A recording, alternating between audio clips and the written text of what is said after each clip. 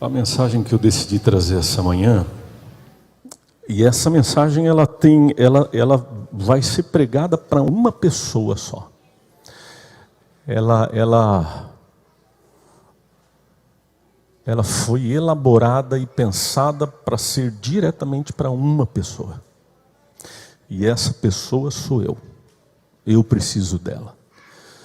E se no decorrer da nossa conversa você achar que essa mensagem ela pode ser aplicada para você também, por favor, fique à vontade, tá bom?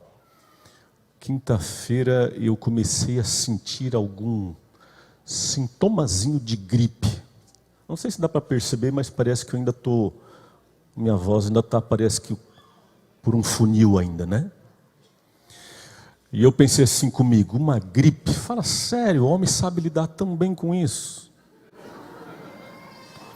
Gripezinha. Nós homens fomos dotados por Deus como homens fortes para lidar com essas coisas. Certo, homens? É nada. Eu até acho que Deus fez as mulheres sentirem a dor do parto para elas terem uma noção do que a gente sente quando nós estamos gripados. Até acho. E eu na minha oração eu penso assim, Senhor, que a limitação do homem não possa ser uma limitação para o Senhor.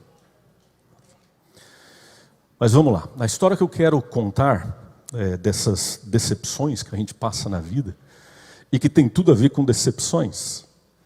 Era um rei que era um homem muito dedicado a Deus. Ele buscava intencionalmente ser uma boa pessoa, ser alguém usado por Deus. O nome dele era Ezequias. E naquele tempo, o reinado, ele tinha base de corregência, ou seja, quando um rei ele morria, automaticamente o reinado passava para o filho mais velho. O problema é que quando Ezequias morreu, o seu filho Manassés tinha só 12 anos de idade. 12 anos de idade. E com 12 anos de idade, Manassés assumiu o reinado de Jerusalém. E a Bíblia diz que Manassés reinou durante 55 anos. E o reinado de Manassés foi uma decepção. Foi totalmente o oposto de como tinha sido seu pai. E a gente pensa assim, porque Ezequias era bom e Manassés foi mau. Não só por isso, mas porque Ezequias, ele tinha a intenção de ser bom, enquanto Manassés, ele tinha a intenção de não ser bom. Era ser mal de propósito, entende a diferença? E eu quero através de alguns textos da Bíblia, junto com você, entender, fazer um perfil de quem era esse homem, de quem foi esse homem. E esse menino com 12 anos de idade assumiu a direção de uma nação inteira e ficou nesse reinado por 55 anos. Agora abra sua Bíblia em 2 Crônicas, capítulo 33, no verso 1. Confirma as informações que a gente viu até agora. Diz assim: tinha Manassés 12 anos de idade quando começou a reinar. E 55 anos reinou em Jerusalém. Olha o que diz o verso 2. Fez o que era mal perante o Senhor. Vai para o 6 agora. Vai para o 6. Olha que coisa linda. Queimou seus filhos como oferta no vale do filho de Rinom. Adivinhava pelas nuvens. Era agoureiro. Praticava feitiçaria, tratava com necromantes perante o Senhor. E o que vem em seguida? Na sua Bíblia, o que diz em seguida? Para o provocar a ira. Percebe um detalhe? Ele não fazia essas coisas, porque eu sou mau. Não, as coisas que ele fazia tinham um objetivo. Era provocar a ira. Uma coisa é quando a gente faz uma coisa errada por descuido, porque deslizou, porque errou. Outra coisa é quando a gente faz para provocar a ira de Deus. Continua no verso 7 comigo. Também pôs a imagem de escultura do ídolo que tinha feito na casa de Deus. Olha o que Deus tinha dito em seguida.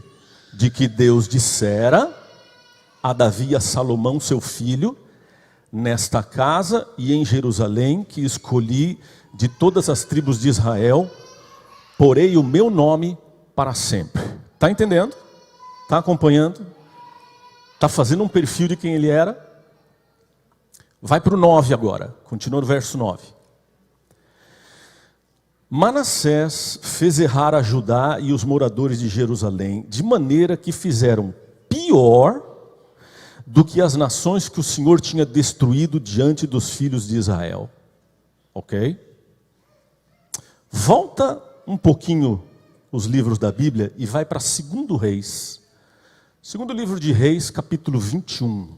Aqui tem mais um detalhe a respeito de Manassés. 2 Reis, capítulo 21. Venha comigo no verso 16. Além disso, Manassés derramou muitíssimo sangue inocente. Veja, ele não só derramou sangue, ele derramou sangue de gente inocente. Até encher Jerusalém de um lado, de um ao outro extremo, eu não sei se essa linguagem é literal, afora o seu pecado com que fez pecar a Judá, praticando o que era mal perante o Senhor. Agora eu quero que você volte lá em 2 Reis e continue lá, porque a gente vai continuar lendo 2 Reis daqui a pouco. Essas são as fontes que a gente encontra, as informações sobre esse cara que a gente encontra na Bíblia. Há uma outra informação que não está na Bíblia, está num documento judaico chamado Talmud. O Talmud diz que quem matou o profeta Isaías foi Manassés. De uma maneira muito interessante e criativa. Ele pediu para que os seus soldados serrassem o tronco de uma árvore, tirassem o miolo do tronco da árvore, mandou colocar Isaías no meio do tronco e serrar o tronco no meio. Foi assim que que Isaías foi morto, o profeta Isaías. Por Manassés, serrado ao meio. Que tal? Imaginou quem era esse rapaz, esse menino? A partir de 12 anos. Eu li uma frase outro dia que diz assim: nós somos o que fazemos, mas somos principalmente o que fazemos para mudar o que somos. Ok? Nós somos o que nós fazemos, mas somos principalmente o que fazemos para mudar o que somos. Deixa eu explicar isso. O que eu vou dizer agora, não tenho orgulho nenhum. E se possível, tapa o ouvido do meu filho. E o que eu vou dizer agora não contem para ninguém, é só entre nós aqui, tá? Você que está na internet, que vai ficar esse vídeo exposto para o YouTube, não fale para ninguém. Quando eu era garoto, eu repeti 2 vezes de ano. Ok? Qualquer criança numa situação normal, uma criança anormal, repete uma vez. Eu repeti 2 vezes. E não repeti porque tirava notas ruins. Eu repeti 2 vezes de ano porque eu não fazia prova. E não fazia prova porque eu não ia para a escola. De manhã eu pegava minha mochila, colocava nas costas, olha isso, e ia para a escola. Ia na escola, fiz amizade com alguns amigos, que eles faziam o seguinte: desde a primeira aula até a última aula, eles ficavam numa salinha jogando ping-pong. E eu fiz amizade com esses meninos, e comecei a fazer isso também, todo dia. Pegava minha mochila, punha nas costas, ia para a escola, entrava na salinha de ping-pong, deixava a mochila e ficava jogando ping-pong, até a última aula. Pegava a mochila, punha nas costas e voltava para casa. Naquela época não tinha um acompanhamento como tem hoje, reunião, tinha alguma que acontecia no final do ano. E eu comecei a pensar e pensei assim, bom, se eu ficar fazendo isso aqui o ano inteiro, logicamente eu vou ser reprovado na escola. E como é que vai acontecer isso? Eu comecei a racionalizar a situação. Como é que vai acontecer isso? Vamos fazer a reunião final, pais e mestres, e eu vou reprovar. E meus pais vão ficar doidos comigo. Tá. E o que pode acontecer? Bom, eu posso levar uma surra. Tá bom. Como é que será essa surra? Vamos pensar um pouquinho nessa surra. Vamos bater, vamos pensar numa surra assim, merecida. Como é que eu vou tomar uma surra merecida? Quanto dura uma surra merecida? 20 minutos? Ninguém fica 20 minutos batendo. Até dói o braço, até cansa o braço. Uma surra assim, compacta, customizada para ele, no ponto, assim, tal. Ok. 5 minutos? Também ninguém vê. Vamos dizer assim, ó. O suprassumo, a surra presidente da Associação Internacional das Surras do Brasil. Pode ser o quê? 1 minuto de surra. 1 minuto. 1 minuto de surra. Bem dada, assim. Ao ponto. Eu pensei, cara, que coisa linda. Que coisa maravilhosa. Porque, olha, é um negócio da China. Porque 364 dias, 23 horas e 59 minutos de farra, por 1 minuto de surra, tô dentro. Negócio fechado. Eu falei, mas cara, se prepara. Porque quando o dia do juízo chegar, esse 1 minuto vai ser, e você tem que suportar. Você tem que ser forte. O que você tem que pensar é o seguinte, aguenta porque vale a pena. E assim aconteceu. E eu descobri meio que eu tenho uma tendência assim para ser profeta. Porque chegou no fim do ano, teve a reunião de pais e mestres. E naquela época, a gente morava assim, numa casa dos fundos. Então tinha a casa de cima, que moravam meus avós. Embaixo meus tios e a gente morava no fundo. Então tem um corredor bem comprido, subia a escadaria e a porta da minha casa era uma porta daquelas... Já viu aqueles sinos que tem assim um negócio com um monte de canudinho pendurado e quando você faz bling, bling, bling, tinha um negócio desse na porta. E quando meus pais foram para a reunião de pais e mestres, eu fui para o meu quarto e falei, se concentra. Agora chegou o dia do pagamento. E eu fiquei na minha cama. Eu ouvi o barulho do carro parando. Eu ouvi os passos no corredor e eu pensando, cara, se prepara. Eu ouvi o barulhinho dos sinos na porta. Meu pai entrou no quarto e eu tomei uma surra. Tomei uma surra. Passou a surra, sacudi a poeira, tá pago. Temos mais 364 dias, 23 horas e 59 minutos de farra. O que eu não contava é que os meus pais disseram assim, vamos trocar ele de escola, ele não pode continuar nessa escola. Beleza. E me mandaram para uma outra escola estadual, lógico. O que eles não contavam é que nessa outra escola tinha uma outra sala, com uma outra mesa de ping-pong. E eu tenho o dedo até torto de tanto jogar ping-pong. E eu comecei a fazer isso tudo de novo. Eu já tinha feito uma vez. Quando a gente faz uma vez, a gente já sabe, cara, eu sei como é. A segunda vez é mais fácil. E eu pensava comigo, aproveita, porque o dia do juízo vai chegar. O último vai chegar. E assim passou o ano. Pegava a mochila, punha nas costas, ia para a escola, jogava ping-pong, no fim do dia, voltava para casa e assim ia, o ano todo. Chegou o dia de reunião de pais e mestres. E eu pensei comigo, bom, vamos lá, chegou o momento. Se prepara aí no quarto. Meus pais foram na escola, voltaram para casa, eu ouvi o barulho do carro parando na frente. Ouvi os passos no corredor e pensei, aguenta aí. Os passos na escada, o sininho na porta, e eu fiquei olhando e falei, agora ele vai abrir a porta.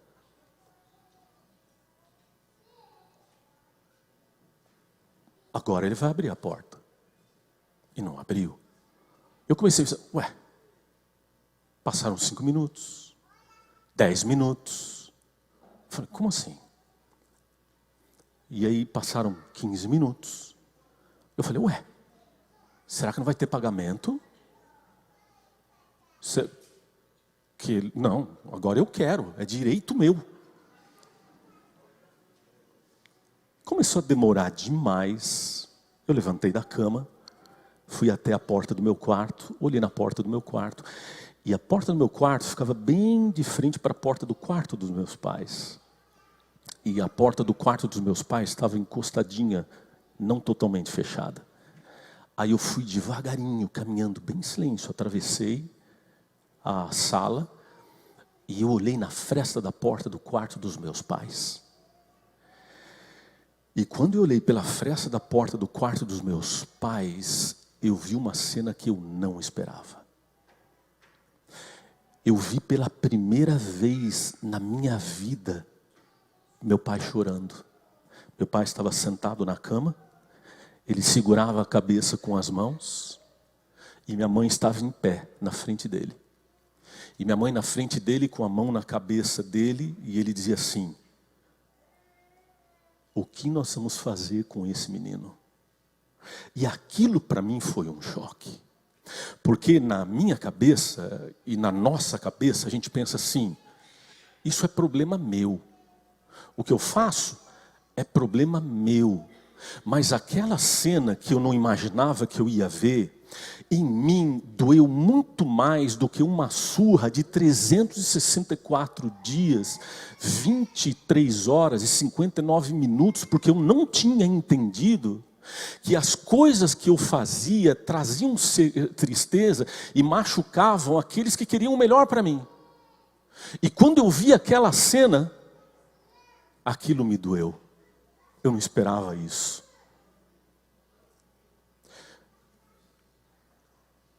Deus já tinha falado muitas vezes para Manassés, mas ele não tinha entendido. Deus já tinha chorado muito pelas coisas que Manassés tinha feito, mas ele não tinha entendido. Olha o verso 10 comigo, 2 Crônicas, nós estamos, capítulo 33, verso 10. Olha o que diz aqui. Falou o Senhor a Manassés e a seu povo. Deus não estava quieto. Falou o Senhor a Manassés e ao seu povo, porém não lhe deram ouvidos. E sabe, Deus vive falando com a gente. Deus vive falando com a gente. E na maioria dessas vezes, a gente não dá ouvidos. E aí, Deus é obrigado a usar uma tática que infelizmente é a única que funciona. E a tática que Deus começou a aplicar no verso 11. Leia o 11 comigo. Pelo que o Senhor então trouxe sobre eles os príncipes do exército do rei da Síria, os quais prenderam Manassés com ganchos, amarraram-no com cadeias e o levaram à Babilônia. Percebe? Deus permite que os inimigos invadam Jerusalém, destruam o exército e sequestrem o rei. O interessante é que o povo assírio, eles eram conhecidos pelas táticas de combates. E estudando isso, uma das características que eu encontrei é que, por exemplo, quando o exército assírio atacava um lugar e eles traziam pessoas reféns da guerra, eles usavam algumas maneiras muito interessantes. Por exemplo, eles colocavam uma argola presa na cartilagem do nariz, presa a uma corrente. E essa corrente presa num cavalo. E assim eles transportavam os detentos. A dor no nariz era tão grande que eles não precisavam nem se preocupar. O preso não ia fazer o mínimo esforço para fugir, e tamanha dor que provocava aquilo. E agora, preso com ganchos, com correntes, o rei de Jerusalém é preso pelo rei da Síria e levado à Babilônia. A partir deste momento, começa a acontecer, ou começa ele a perceber coisas que ele não tinha percebido antes. Porque até então ele era um rei com toda a autoridade de um rei, um homem que qualquer coisa que ele fala, vai ter alguém correndo para fazer o que ele mandou. Um rei que tem todo luxo, que tem toda a riqueza, e a partir de agora, ele passa a ser um rei sozinho, um homem abandonado, solitário, prisioneiro, de rei a prisioneiro. Há um texto muito interessante, não precisamos ler agora, mas está em Isaías capítulo 40, verso 15. É uma linguagem paradoxa o que a gente encontra na palavra de Deus. É um negócio complicado para entender, mas a Bíblia diz assim nesse texto, diz assim, Deus dizendo, para mim, Deus, todas as nações são como um pingo num balde. E a linguagem do texto vai afunilando e diz assim, para mim todas as nações do mundo são como um pó na balança. E diz assim, para mim todas as nações do mundo são como nada. E aí você pensa assim, caramba, se eu sou tão pequeno, se eu tenho um valor tão insignificante, ainda assim, isso foi valor suficiente para Jesus vir a essa terra e morrer por mim.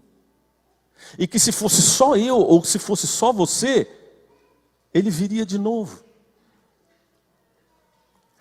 Deus estava aplicando para Manassés a didática do sofrimento. Que muitas vezes Deus tem que aplicar a nossa vida para a gente entender algumas coisas. E essas coisas, elas são exemplificadas em vários momentos, de diversas formas. Quer ver uma coisa muito simples? Você já percebeu a diferença entre um cachorro de raça e um cachorro vira-lata? Já percebeu? Tem uma raça de um cachorro que chama Pinscher. Já viu falar no Pinscher? O Pinscher é uma criatura mais ou menos desse tamanho. Mas é o ser com a mais alta autoestima que eu vi na minha vida. Porque ele acha que ele é um Rottweiler. Não é? Se você está andando na rua, sei lá no Brasil, acontece, uma vez quando você estava andando na rua, eu passei em frente a um portão, veio um cachorro e latindo, eu falei, gente do céu, vou ser engolido. Quando eu olhei para baixo, estava ali, aquela criatura pequenininha, eu falei, isso que é exemplo de autoestima, não é? Ele é pequenininho, mas acha que é um leão. Já viu o cachorro vira-lata? O cachorro vira-lata é totalmente o oposto. O cachorro vira-lata, primeiro, quando ele te vê, quando você se aproxima, a primeira reação dele, sabe qual é? Já notou? Abaixar as orelhas. Não é assim? Ele abaixa a cabeça. Não é assim? Ele põe o rabinho no meio das pernas. Não é assim? Ele está na sua cabeça pensando assim, será que esse vai me chutar também? Porque ele está acostumado com uma vida de chutes. Porque ele está acostumado em buscar sua sobrevivência no lixo. Por isso, quando alguém se aproxima, a sua atitude é humilde. E é como quem pergunta assim, posso me aproximar? E se você demonstra assim alguma atitude amigável, se você estende a mão, aí ele começa a balançar o rabinho, não é? Aí que ele começa, bom, acho que agora vai ser diferente. E se você estica a mão e faz um carinho, aí ele deita, põe as pernas. Não é assim? Não é assim? Sabe por quê? Porque a vida trata ele nos chutes. E às vezes, a gente precisa de uns chutes desses. Há um escritor, havia, porque ele já faleceu, um escritor secular, chamado Milor Fernandes. E ele dizia umas coisas muito interessantes. Tem um pensamento dele que dizia assim, já percebeu que de vez em quando você mexe o seu braço e o braço dá um estalo? Já percebeu? Ele falou assim, isso acontece para que você se lembre que por dentro todo mundo é caveira. Isso acontece para que você se lembre que por dentro todo mundo é igual. Você pode usar uma roupa diferente. Você pode ser diferente por fora. Mas por dentro todos temos a mesma cor. Ninguém é diferente por dentro. Deus estava usando essa didática, a didática do sofrimento. E Deus faz assim com a gente também. Sabe o que é mais interessante nessa história? E que geralmente é o que acontece? É que não foi antes. Foi nesse momento. Foi nesse contexto, sozinho, sem ninguém para obedecer às suas ordens, sem ninguém para lembrar que ele é rei, sozinho, preso numa cela, em uma cadeia. Eu imagino assim, um lugar extremamente rústico, uma pequena janelinha no alto, com barras de ferro, onde só entrava luz por ali. E nesse lugar, sozinho, acontece o que está no verso 12. Lê comigo o verso 12. Segundo Crônicas 34, verso 12. Olha o que ele fez. Ele, angustiado, suplicou deveras ao Senhor, seu Deus, e muito se humilhou perante o Deus dos seus pais. Olha que coisa interessante. Um homem que fazia o mal de forma intencional, e a palavra de Deus diz que o objetivo das coisas que ele fazia era para provocar a ira de Deus. Posso arriscar em dizer que pela primeira vez na sua vida, talvez ele tenha se lembrado de ver seu pai orando, ele se ajoelha e faz uma oração. Pode ser que essa tenha sido a primeira oração que ele fez na vida, pelo contexto que a gente lê do passado dele. Mas eu quero chamar a sua atenção em como foi essa oração. Porque a Bíblia diz que ele orou angustiado, orou deveras, ou orou muito, e se humilhou. Eu tenho certeza que os pais aqui, principalmente as mães, sabem o que é orar angustiados. Vocês sabem. Com o coração apertado, com o coração exprimido, sofrendo, você sabe. Com certeza, essa oração não foi aquela oração que já aconteceu comigo, e pode ser que tenha acontecido com você também, porque você não é diferente de mim. Mas você já deve ter pego sentado na mesa, pronto para alguma refeição e orar assim: querido Deus, que o Senhor me dê uma boa noite de repouso. Puxa, eu vou comer. Já aconteceu com você? Eu sou um único esquisito, é. Já aconteceu com você de estar deitado na cama, vai dormir, aí você, vamos fazer uma oração, né? Não pode dormir sem fazer oração, senão a consciência pesa. Vamos orar. Querido Pai, que o Senhor abençoe esse alimento. Nossa, estou indo dormir, né? Fala sério. Já aconteceu? Não foi assim. Essa oração dele não foi assim. A gente fala assim, oração que não passa do teto, não é? E se você estiver usando o boné, não passa nem do boné.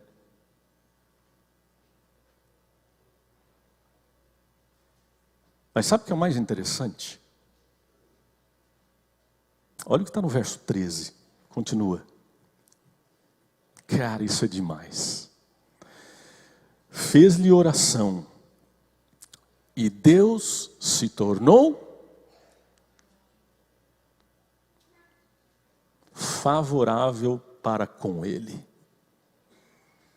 Atendeu-lhe a súplica, e o fez voltar para Jerusalém, ao seu reino. Então, olha o que vem agora. Então, reconheceu Manassés que o Senhor era Deus. E nessa hora o que a igreja diz? Amém, não é? Amém. Cara, agora eu pergunto uma coisa para você. Pergunta difícil, eu vou me colocar numa situação complicada agora aqui. Levanta a mão. Quem aqui já cerrou alguém no meio? Não? Ninguém? Levanta a mão aqui, se tem aqui dentro da igreja, eu estou correndo um risco danado agora. Quem já cerrou os seus próprios filhos oferecendo a um Deus pagão? Levanta a mão. Não se sinta acanhado. Não? Sabe o que isso quer dizer? Não ouse. Não ouse a pensar que Deus não ouve você. Porque se Ele ouviu quem fez isso, por mais que algum de vocês levantasse a mão nas duas perguntas, Deus também ouviria você. Porque Ele ouviu quem fez. Ele ouviu quem fez. E não parou por aí. Porque Ele não só reconheceu, e aqui que está muito problema, porque às vezes as pessoas pensam assim, eu amo a Deus, eu entrego minha vida para Deus, eu aceito a Deus. Não. Relacionamento com Deus é uma via de duas mãos. Deus faz por você, mas você tem que fazer por Ele. Você aceitar a Deus e continuar achando que Deus aceita você, continuando fazendo as coisas erradas, não é bem assim que funciona. Olha o que diz aqui no verso 16 e 17. Continua comigo. Olha o resultado da oração desse homem. Restaurou o altar do Senhor. Sacrificou sobre ele ofertas pacíficas e de ações de graças. E ordenou a Judá que servisse ao Senhor, Deus de Israel. Olha o 17. Contudo, o povo ainda sacrificava nos altos altares, mas somente ao Senhor, com S maiúsculo, seu Deus. Eu já vi muitos exemplos de conversões, eu já vi vários. Eu já vi histórias de mães que oraram pelos filhos por anos, para que eles voltassem para a igreja, e voltaram, eu já vi. Mas esse é o primeiro caso que eu ouço dizer que alguém se converteu com a sua própria oração. Isso era 91, mais ou menos, 92. 91 eu fui fazer a faculdade de teologia, isso era mais ou menos 92. Eu estava de férias, eu fui criado na igreja da Lapa, em São Paulo. E um dia o pastor, que era pastor da igreja da Lapa, ele entrou em contato comigo e falou assim, eu sei que você está aqui de férias em São Paulo, e naquela época a igreja da Lapa tinha um programa muito interessante que eles faziam com presidiários no presídio do Carandiru. Foi desativado, era considerado no Brasil o presídio de segurança máxima. Ele disse assim, eu sei que você está aqui de férias, o que você acha de você vir falar para os detentos lá dentro do presídio? Eu falei, eu acho que é legal, uma experiência que eu ainda não tive, eu acho que seria bacana. Você aceita? Aceito, sim. Ele falou assim, olha, só que eu tenho que te dar algumas orientações. Eu falei, o quê, pastor? Ele falou assim, olha, é uma situação diferente, então preciso te dar algumas dicas. O que você for falar, não fale sobre morte, não fale sobre prisão, não fale sobre sangue, não fale sobre assassinato. Por quê? Porque muitos deles estão aqui por isso, porque prisão é a vida deles, porque alguns estão aqui por assassinato, alguns estão aqui. Então, faz o seguinte, traga uma mensagem de esperança para eles, mas evite tocar nessas coisas, porque é um assunto meio delicado. Fala, ok, tranquilo, sem problema, pode deixar. Na quarta-feira anterior ao dia que a gente tinha marcado, eu me sentei em casa dos meus pais, abri minha Bíblia e falei, bom, vamos ver aqui o que eu vou dizer para aqueles homens. É uma situação diferente, deixa eu pensar aqui. E o pastor me deu algumas recomendações, e eu fiquei, li minha Bíblia, conto isso aqui, essa história e tal. Sabe quando não vem nada? Eu falei, bom, já era tarde, já estava com sono, eu falei, bom, eu vou ver isso amanhã. Ok. Fui dormir. No dia seguinte, à tardezinha, quase à noite, eu me sentei de novo. Falei, bom, senhor, sábado eu tenho que falar para eles. Eu preciso que o senhor me dê uma luz aqui. Algo que seja na tua forma de ver. Algo que eu possa dizer para eles que traga paz para o coração deles. E eu preciso que o senhor me ilumine nesse momento. Abri minha Bíblia, depois que eu fiz essa oração, comecei a pesquisar, comecei a ler. E nada de novo. E já era tarde. Eu falei, caramba, mas não é possível. Eu só tenho agora só amanhã para pensar o que eu vou falar para eles. Aí foi ficando tarde, 11h30, meia-noite. Eu falei, olha, não dá. E fechei minha Bíblia e fui dormir de novo. O dia seguinte era sexta-feira. Sexta-feira à tarde, fizemos o pôr do sol em casa. Fui lá para o meu quarto, abri a Bíblia e falei, tem que ser agora. Eu orei para Deus e falei assim, Senhor, o que quer que o Senhor quer que eu diga para eles, por favor. Eu estou orando, mas não está vindo nada, não está vindo, eu preciso saber. É amanhã de manhã. E eu ali concentrado, tentando, agora já muito preocupado. Até que um momento veio na minha cabeça um pensamento que dizia assim, conte a história de Manassés. Essa que a gente viu agora. Quando veio essa ideia, eu olhei para ele e falei, não, Senhor, essa não. Tem tudo que o pastor falou para eu não falar. Fala sobre prisão, fala sobre assassinato, fala sobre sangue. Não, isso não. Qualquer outra coisa, Senhor, por favor. E continuei ali com a minha Bíblia. E não vinha nada. Meia-noite e meia. Eu falei, caramba, eu tenho que dormir amanhã de manhã. Aí eu fechei minha Bíblia e fui dormir. Desesperado, porque eu não sabia o que eu ia falar. Amanheceu, sábado, peguei minhas coisas e ainda não sabia o que eu ia falar. Combinamos de se encontrar na igreja e todos irem da igreja até o presídio. Havia um grupo de pessoas que ia, minha mãe fazia parte desse grupo, ela tocava sanfona, e com a sanfona a gente cantava hinos junto com eles e tal. Sábado de manhã a gente foi, eu no carro, sem a mínima ideia do que eu ia falar para aqueles homens. Aí chegamos lá no presídio. Aí separaram, homens de um lado, mulheres do outro lado. Revistaram a gente, revistaram as mulheres. Queriam abrir a sanfona da minha mãe para ver se não tinha droga dentro. Até que um momento liberaram a gente e falaram, tá bom, vocês podem entrar. E a gente começou a andar por um corredor com paredes bem altas. E a gente ia andando, olhando para baixo, porque tinham as janelas das celas. E nas janelas, alguns homens apareciam sem roupa e gritavam e falavam para que as mulheres olhassem e vissem. Então a gente ia olhando para o chão. Falavam palavrões e a gente olhando para seus crentes, e a gente olhando para baixo.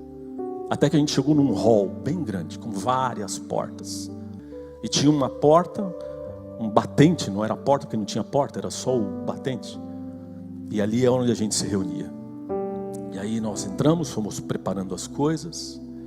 E aí num determinado momento alguns homens começaram a entrar. E eu pensando assim, o que eu vou falar? E eles entraram, foram todos entrando. Começamos a cantar com eles, tocando sanfona, cantando hinos, cantando músicas. E eu pensando, o que eu vou falar para eles? Aí num determinado momento, o pastor estava do meu lado.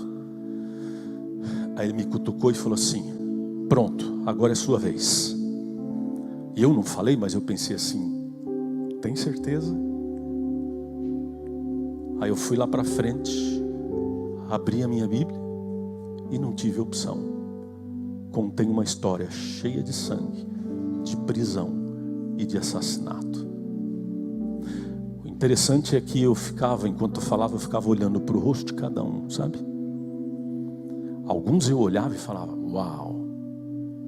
Sabe quando a pessoa tem o mal na expressão dos olhos? Mas tinham outros que eu olhava e falava assim, cara, se eu encontrar na rua eu nunca ia dizer que é um presidiário, um detento, nunca ia dizer. E eu ficava olhando para o rosto de cada um. E quando chegava no pastor eu desviava. Aí terminei a reflexão, fizemos uma oração. E eu fui para a porta, onde a gente cumprimentava as pessoas quando estavam saindo. E eles começaram a sair, e eu comecei a cumprimentar. Sabe, a gente comunica quando a gente cumprimenta. Tem gente, não sei se já notou, mas você vai cumprimentar alguém, tem gente que você cumprimenta, ela cumprimenta com a mão mole. Já viu isso? Fala, se você levar a minha mão, tudo bem? Se deixar, tudo bem também. Tem gente que cumprimenta você e pega firme na sua mão, né? Tem gente que cumprimenta você e segura com as duas mãos, já viu isso? Eu estava cumprimentando cada um que ia saindo, até que eu cumprimentei um cara e fui cumprimentar o outro. Quando eu estendi a mão, eu senti uma coisa diferente. Porque essa pessoa, ela me segurou com as duas mãos. Eu falei, ops. Daí quando eu olhei, tinha um desses rapazes que estavam ali, sentados, que a gente encontraria andando na calçada e nunca diria que ele vive ali dentro. E ele falou assim, posso conversar com você? Aí a gente saiu de lado e ele disse assim, meu nome é Cláudio Bezerra. Eu venho de uma família cristã, minha esposa é cristã. Amanhã de manhã minha esposa vai com as minhas filhas, 2 filhas na igreja. E eu quando você contou essa história de Manassés, eu não consegui me conter. Ele disse assim, eu sempre fui uma pessoa do bem. Eu sempre me esforcei para ser uma boa pessoa. Mas eu fiz amigos que eu não devia. E eu não imaginava que eles se aproximaram de mim com segundas intenções. Era uma quadrilha. E eles se aproximaram de mim fazendo amizade com a intenção de assaltar uma joalheria. De forma que eles se aproximaram planejando para que eu fosse a isca. Se alguma coisa desse errado, todos fugiriam e eu seria inexperiente, não sabia como era, nunca tinha feito isso. E eu seria preso enquanto todos conseguissem fugir. E foi exatamente o que aconteceu. A polícia veio, todos fugiram e eu estou aqui hoje. E ele diz assim, e sabe o que é o pior? É que quando eu ouvi isso que você falou, me deu uma vontade tremenda de ir lá para frente e chorar, e chorar, e chorar. Mas eu não posso chorar. Porque aqui dentro tem algumas leis diferentes lá de fora. Aqui dentro o homem não chora. Se os outros detentos virem um homem chorando, então ele não é homem. E à noite eles vão na sua cela e você se torna a esposa deles. Eles amarram um barbante no seu dedo e aquela é a aliança. Todo detento que usa um barbante amarrado no dedo é a esposa. E eu não posso nem chorar. Quando ele falou isso, uma sirene bem alta tocou. E alguns soldados, guardas entraram e disseram, acabou gente, acabou o horário, todos têm que sair. Imediatamente vai saindo. E ele ainda segurando minha mão. E o guarda puxando ele, Cláudio, vamos, tem que ir. Sabe aquela pessoa que ela precisa falar, ela quer falar, mas ela não pode porque ela não tem que ir embora. E aí o guarda puxando ele pelo braço, vamos Cláudio, vamos embora. Ele disse 2 frases que nunca mais eu me esqueci. Ele disse assim, pastor, eu não sou daqui. Ele disse assim, pastor, eu não fui feito para esse lugar. Foi as 2 últimas frases que eu ouvi daquele homem. E depois ele foi embora. Nunca mais eu ouvi de novo. Nunca mais. Só que eu fiquei pensando no que ele disse. E sabe que conclusão eu cheguei? Que ele estava certo. Porque em alguns momentos na minha vida eu sinto isso. E se você sabe o que eu estou dizendo, você entende o que eu quero dizer. Em alguns momentos da minha vida, eu sinto que eu também não sou daqui. Eu sinto que Deus não me fez para viver nesse lugar. E se você entende o que eu quero dizer, eu sei que você também já sentiu que você não é daqui. O plano de Deus não era fazer você para esse lugar. O que eu vou dizer para você não está escrito em lugar nenhum. É simplesmente eu viajando na maionese, tá bom? Eu não sei se isso vai acontecer, mas acho que vai ser muito legal. Deus vai nos levar para o céu e Ele vai dar um banquete. Já ouviu falar nisso? Um banquete. E eu fico tentando imaginar como é que vai ser esse banquete. Bom, não dá para entender exatamente, porque lá é céu, a nossa mente é humana, não tem como entender. Mas vamos tentar imaginar isso. Imagine assim, uma mesa muito grande com muitas cadeiras. Muitas cadeiras. Isso não está em lugar nenhum, é eu imaginando.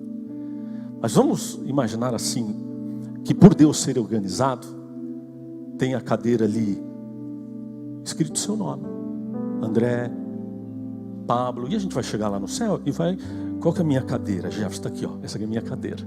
Eu acho, eu não sei, minha esposa, ela é organizadora de eventos, eu não sou, mas tem eventos que ela coloca o nome, porque quem está dando a festa quer propositadamente que alguém sente perto de alguém. O dono da festa quer que fulano sente do lado de ciclano. E eu tenho certeza que o dono daquela festa vai colocar a cadeira de Manassés bem do lado da cadeira de Isaías. Já imaginou isso? O profeta Isaías entra, encontra sua cadeira, e quando ele olha na cadeira do lado, escrito Manassés, como assim? Não pode ser. Manassés? Não pode ser. Esse cara fez tudo que é de errado. Não é assim que a gente pensa. Esse cara, ele me encerrou no meio. Não, peraí. Eu quero falar com Jesus. Tem alguma coisa errada aqui. Não pode ser. Ele fez tudo que é errado. Ele levava Deus à ira de forma proposital. Ele aqui não pode. Sabe o que eu acho que é? Eu acho que é o seguinte. Quando tem gente famosa, os pais colocam o nome nos filhos para homenagear. Então acho que é isso. Alguma mãe doida que devia ser fã dele colocou o nome no filho aqui. Deve ser, porque Deus é sábio demais para errar. Ele não ia fazer isso. Quando ele fala isso, a cadeira do lado se arrasta. E quando ele olha para o lado, Manassés. Como assim? É você. E Manassés não fala nada. Você não pode estar aqui. Você não tem o direito de estar aqui. E Manassés não fala nada. Como assim? Eu acho que até Deus perdoa, mas tem que ter limites. Porque você fazia isso de propósito. Quando a gente pega intencionalmente, você sabe que é diferente. Você não pode estar sentado aqui. E Manassés não fala nada. Só que num determinado momento, do outro lado da mesa, está passando Jesus, que vem cumprimentando as pessoas com aquele sorriso simpático, com aquela expressão no rosto que só pode ter quem criou você e morreu por você para que você estivesse ali. E quando Jesus vê os dois conversando do outro lado da mesa, Jesus com aquele jeito de Jesus sendo Jesus, ele levanta a mão e dá um aceno para os dois. Quando os dois veem o aceno de Jesus, eles notam o furo dos pregos nas mãos de Jesus. E aí naquele momento, Isaías olha para Manassés e diz assim: eu entendi. Foi ele, não foi? Foi. E naquele momento mágico, que Disney não consegue reproduzir, naquele momento, entendendo o que tinha acontecido, os dois se abraçam. Num abraço que eu gosto de pensar nele, porque também existem tipos de abraços. Você já viu aquele abraço que a gente abraça alguém e abraça assim de lado? Tem outro tipo de abraço, que você abraça de frente, mas você põe o rosto para trás. Já viu esse? Mas tem um abraço que eu gosto, e que eu chamo de abraço de rosto. É quando você abraça a pessoa e encosta o teu rosto no rosto da pessoa. Você sabe do qual eu estou falando? E nesse momento mágico, que ninguém tem como explicar, que ninguém consegue explicar, as lágrimas do assassino se misturam com as lágrimas da vítima, transformando na primeira lágrima dos salvos. Agora eu quero perguntar uma coisa para você. O que Deus quer te ensinar com isso? Será que você, como eu, estou precisando de ser menos pincher para ser mais vira-lata?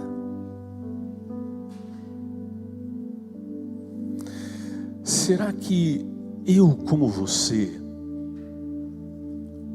preciso entender que nenhum de nós tem o direito de julgar ninguém?